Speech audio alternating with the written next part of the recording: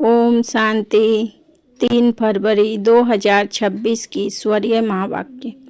मुरली का सार। मीठे बच्चे, तुम्हें याद में रहने का पुरुषार्थ जरूर करना है, क्योंकि याद के बल से ही तुम विक्रमाजीत बनेंगे।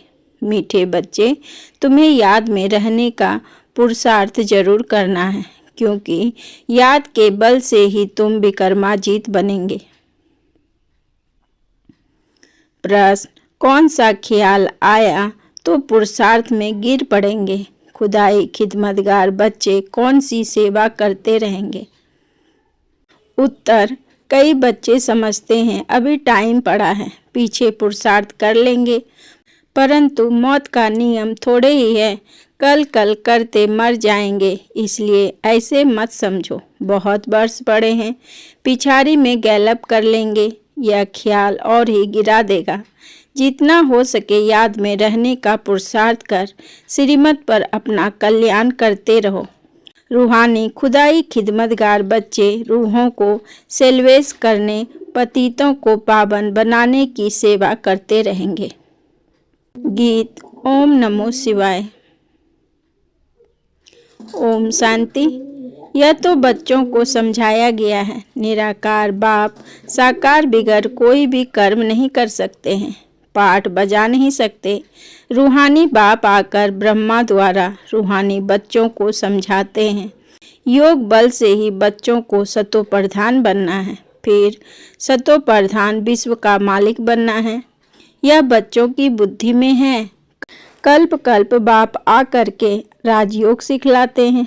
ब्रह्मा द्वारा आकर आदि सनातन देवी देवता धर्म की स्थापना करते हैं, यानी मनुष्य को देवता बनाते हैं। मनुष्य जो देवी देवता थे सो अब बदल कर शूद्र पतित बन पड़े हैं।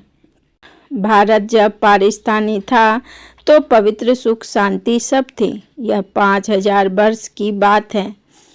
एक्यूरेट हिसाब किताब बाप बैठ समझाते हैं।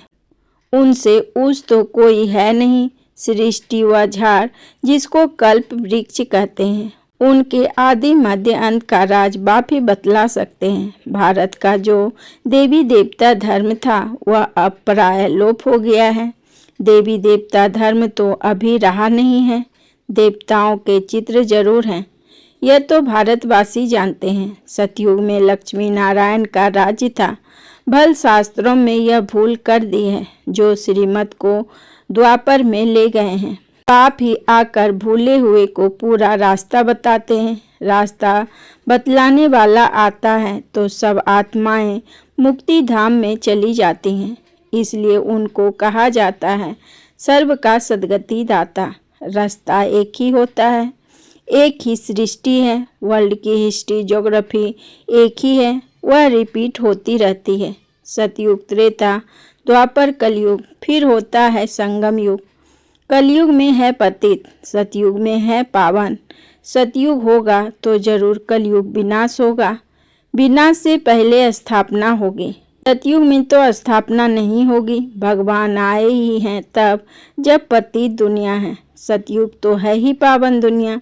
पतित दुनिया को पावन दुनिया बनाने भगवान को आना पड़ता है। अब बाप सहज से सहज युक्ति बताते हैं। देह के सब संबंध छोड़ देही अभिमानी बन बाप को याद करो। कोई एक तो पतित पावन है ना। भक्तों को फल देने वाला एक ही भगवान है। भक्तों को ज्ञान देते हैं। पतित दुनिया में ज्ञान सागर ही आते हैं पावन बनाने के लिए। पावन बनते हो योग से, बाप बिगड़ तो कोई पावन बना न सके। यह सब बातें बुद्धि में बिठाई जाती है। औरों को समझाने के लिए घर घर में संदेश देना है। ऐसे नहीं कहना है कि भगवान आया है। बड़ा युक्ति से समझाना होता है। बोलो वह बाप है ना, एक है लौकिक बाप, दूसरा है परलौकिक बाप। दुख के समय परलौकिक बाप को ही याद करते हैं, सुख धाम में कोई भी याद नहीं करते हैं। सतयुग में लक्ष्मी नारायण के राज्य में सुख ही सुख था। प्योरिटी, पीस, प्रॉस्पेरिटी थी। बाप का वर्षा मिल गया, फिर पुकारते क्यों?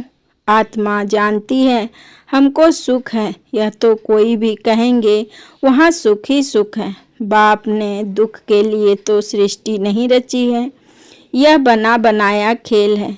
जिनका पाठ पिछाड़ी में है, 2-4 जन्म लेते हैं, वह जरूर बाकी समय शांति धाम में रहेंगे। बाकी ड्रामा के खेल से ही निकल जाएं, यह तो हो नहीं सकता। खेल में तो सबको आना होगा। 1-2 जन्म मिलते हैं तो बाकी समय जैसे कि मोक्ष में है। आत्मा पाठधारी है ना। कोई आत्मा को ऊंच पाठ मिला हुआ है, कोई को कम, यह भी अभी तुम जानते हो। गाया जाता है, ईश्वर का कोई अंत नहीं पा सकते, बाप ही आकर अंत देते हैं, रास्ता और रचना के आदि मध्य अंत का। जब तक रास्ता खुद ना आए तब तक रास्ता और रचना को जान नहीं सकते। बाप ही आकर बतलाते हैं, मैं साधारण तन में प्रवेश करता हूँ। मैं जिसमें प्रवेश करता हूँ वह अपने जन्मों को ही नहीं जानते।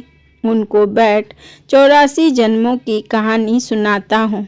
कोई के पाठ में चेंज नहीं हो सकती। यह बना बनाया खेल है। यह भी किसकी बुद्धि में नहीं बैठता है। बुद्धि में तब बैठे जब पवित्र होकर समझे। अच्छी रीति समझने के लिए 7 रोज भट्टी है। भागवत आदि भी 7 दिन रखते हैं। यहाँ भी समझ में आता है, कम से कम 7 दिन के सिवाय कोई समझ नहीं सकेंगे। कोई तो अच्छा समझ लेते हैं, कोई तो 7 रोज समझकर भी कुछ नहीं समझते। बुद्धि में बैठता नहीं। कह देते हम तो 7 रोज आया। हमारी बुद्धि में कुछ बैठता नहीं। ऊंच पद पाना नहीं होगा तो बुद्धि में बैठेगा नहीं। अच्छा, फिर भी उनका कल्याण तो हुआ ना। प्रजा तो ऐसे ही बनती है। बाकी राज्य भाग लेना, उसमें तो गुप्त मेहनत है। बाप को याद करने से ही विकर्म विनाश होते हैं। अब करो ना करो, परंतु बाप का डायरेक्शन यह है। प्यारी वस्तु को तो याद किया जाता है ना। भक्ति मार्ग में भी गाते हैं, हे पतित पावन आओ। अब वह मिला है, कहते हैं मुझे याद करो तो कट उतर जाएगी। बादशाही सहज थोड़े ही मिल सकती, कुछ तो मेहनत होगी ना। याद में ही मेहनत है। मुख्य है ही याद की यात्रा। बहुत याद करने वाले कर्मातीत अवस्था को पा लेते हैं। पूरा याद ना करने से विकर्म विनाश नहीं होंगे। योग बल से ही विकर्माजीत बनना है। आगे भी योग बल से ही विकर्मों को जीता है। लक्ष्मी नारायण इतने पवित्र कैसे बने, जबकि कलयुग अंत में कोई भी पवित्र नहीं है। इसमें तो साफ है। यह गीता के ज्ञान का एपिसोड रिपीट हो रहा है। शिव भगवान वाच, भूलें तो होती रहती है ना। बाप ही आकर अभूल बनाते हैं। भारत के जो भी शास्त्र हैं वह सब है भक्ति मार्ग के। बाप कहते हैं, मैं जो कहता था वह किसको भी पता नहीं है। जिन्हों को कहा था उन्होंने पद पाया। 21 जन्मों की प्रारब्ध पाई, फिर ज्ञान प्राय लोप हो जाता है। तुम ही चक्र लगा कर आए हो। कल्प पहले जिन्होंने सुना है वही आएंगे। अभी तुम जानते हो हम सैपलिंग लगा रहे हैं मनुष्य को देवता बनाने का। यह है दैवी झाड़ का सैपलिंग। वे लोग फिर उन झाड़ों का सैपलिंग बहुत लगाते रहते हैं। बाप आकर कंट्रास्ट बताते हैं। बाप दैवी फूलों का सैपलिंग लगाते हैं, वे तो जंगल का सैपलिंग लगाते हैं। तुम दिखाते भी हो। कौरव क्या करत भय, पांडव क्या करत भय। उनके क्या प्लान है और तुम्हारे क्या प्लान है।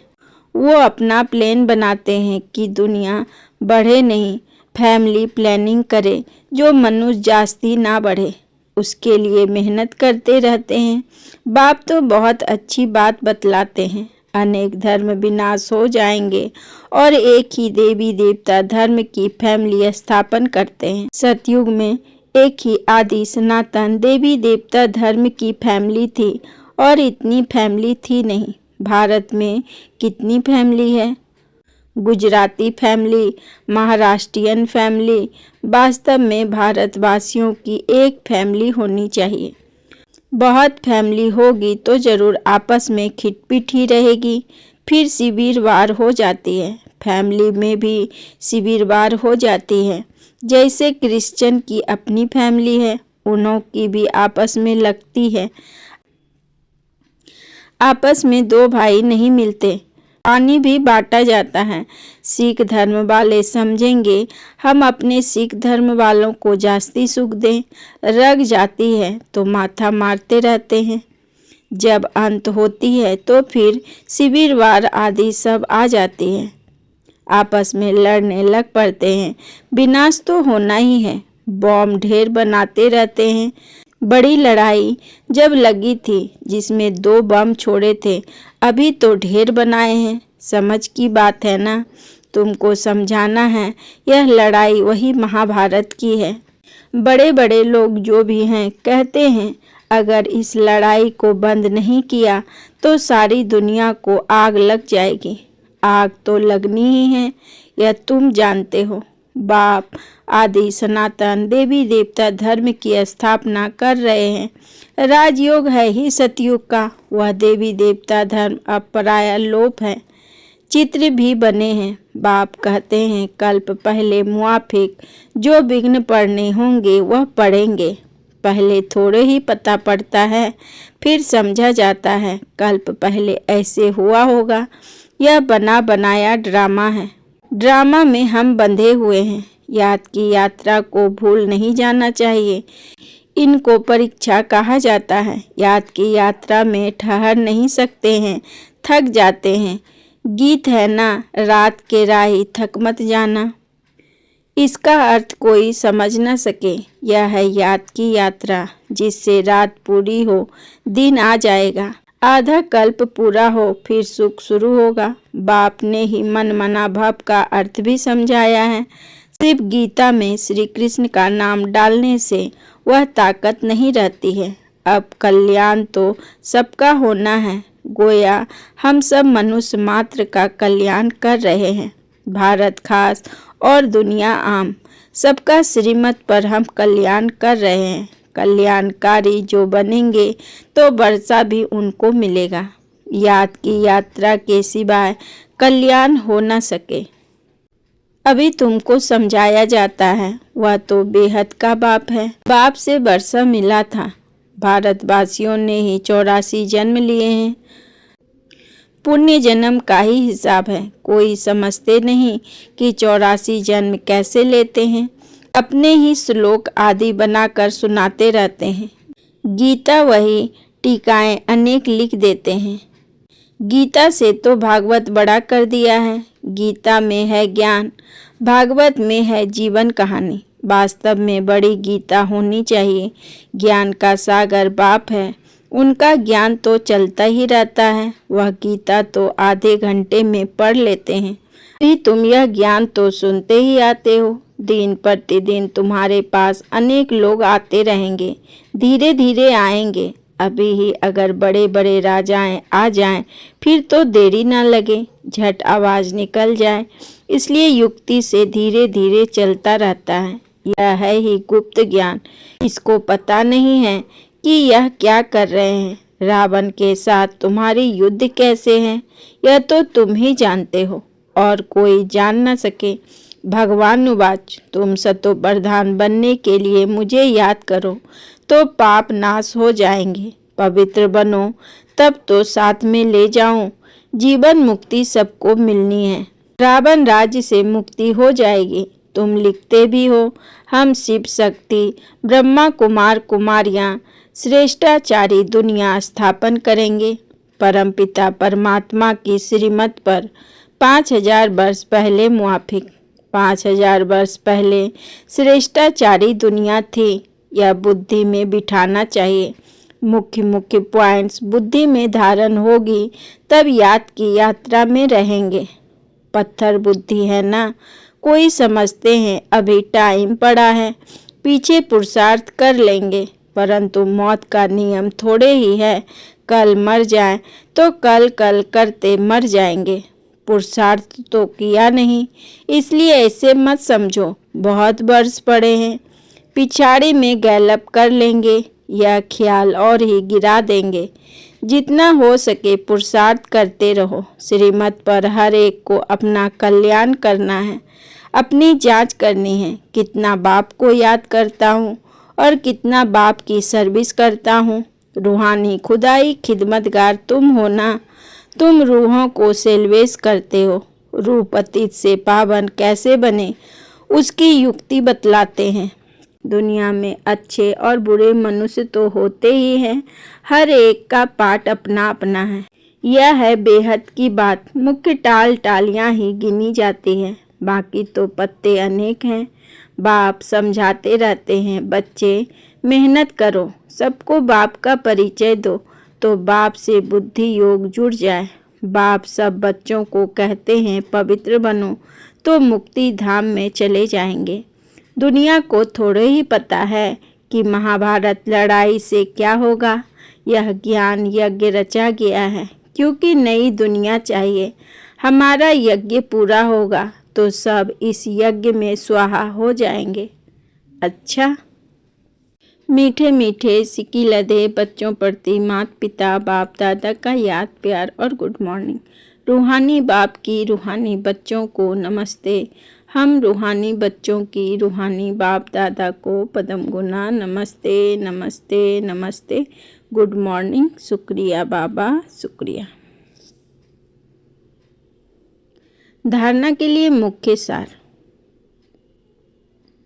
नंबर 1, यह बना बनाया ड्रामा है, इसलिए विघ्नों से घबराना नहीं है। विघ्नों में याद की यात्रा को भूल नहीं जाना है। ध्यान रहे याद की यात्रा कभी ठहर ना जाए। नंबर 2, परलौकिक बाप का परिचय सबको देते हुए पावन बनने की युक्ति बतलानी है। दैवी झाड़ का सैपलिंग लगाना है। वरदान, मैंपन का त्याग कर सेवा में सदा खोए रहने वाले त्याग मूर्त सेवाधारी भव। मैंपन का त्याग कर सेवा में सदा खोए रहने वाले त्याग मूर्त सेवाधारी भव। विस्तार में बाबा ने कहा, सेवाधारी सेवा में सफलता की अनुभूति तभी कर सकते हैं जब मैंपन का त्याग हो। मैं सेवा कर रही हूँ, मैंने सेवा की, इस सेवा भाव का त्याग मैं नहीं की, लेकिन मैं करनहार हूँ। करावनहार बाप है। मैंपन बाबा के लब में लीन हो जाए, इसको कहा जाता है सेवा में सदा खोए रहने वाले त्याग मूर्त सच्चे सेवाधारी। कराने वाला करा रहा है, हम निमित्त हैं। सेवा में मैंपन मिक्स होना अर्थात मोहताज बनना। सच्चे सेवाधारी में यह संस्कार हो नहीं सकते। स्लोगन, व्यर्थ को समाप्त कर दो तो सेवा की ऑफर सामने आएगी। व्यर्थ को समाप्त कर दो तो सेवा की ऑफर सामने आएगी। आपको आज की मुरली का सार कैसा लगा कमेंट में ज़रूर लिखकर बताएं। आपको आज की कौन सी पॉइंट सबसे ज़्यादा टच हुई। अगर वीडियो अच्छा लगा हो तो लाइक शेयर और सब्सक्राइब करें। कल फिर मिलेंगे नई मुरली के साथ। ओम शांति।